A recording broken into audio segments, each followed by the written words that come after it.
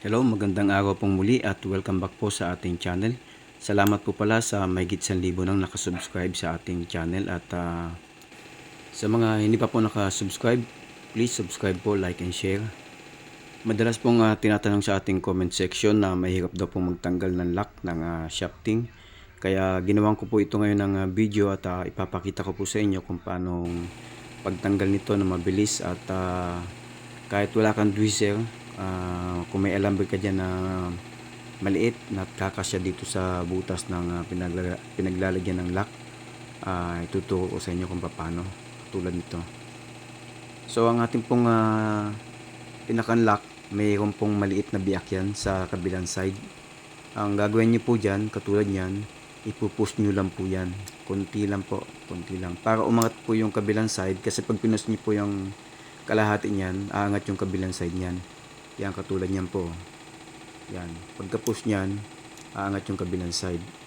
Medyo mahirap lang pag hindi ka medyo sanay, pero makukuha at makukuha mo yan. So ngayon, i-push natin yan. Yan, yan, katulad nyan po, nakita nyo umangat. So ganun lang po kabilis ang pagtatanggal. Tapos sungkitin nyo na po yung pinakan-lock. At ingatan nyo lang kasi medyo maliit po yan at baka tumalsik o mawala. So ito na po yung lock, nakita nyo yung maliit na hati sa gitna nun kabilang side. So yun yung sinasabi ko. So tanggalin na po natin ito ngayong itong pinakang LC para makita natin yung pinakang loob.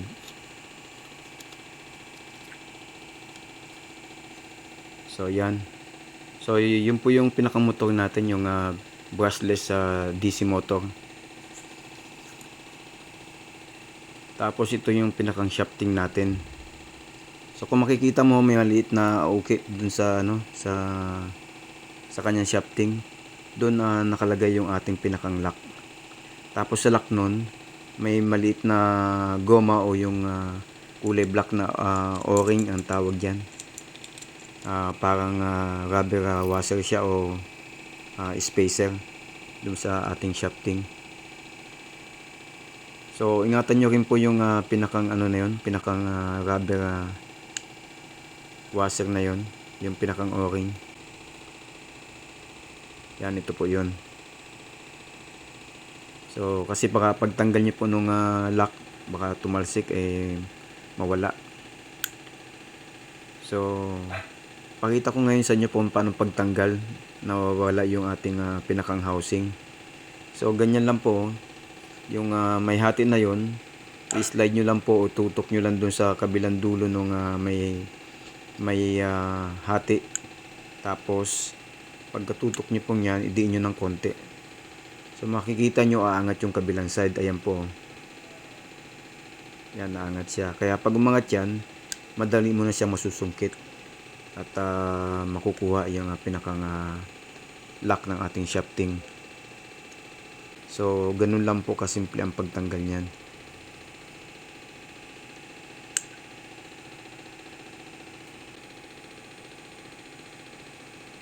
So sa mga hindi pa po kabisado yung pagtanggal, ito lang po, papanoorin nyo lang po yung kung paano pagtanggal.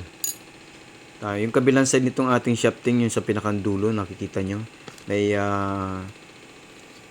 bilog din doon na kulay black na rubber. Parang spacer din siya doon. Magkabilang dulo yan.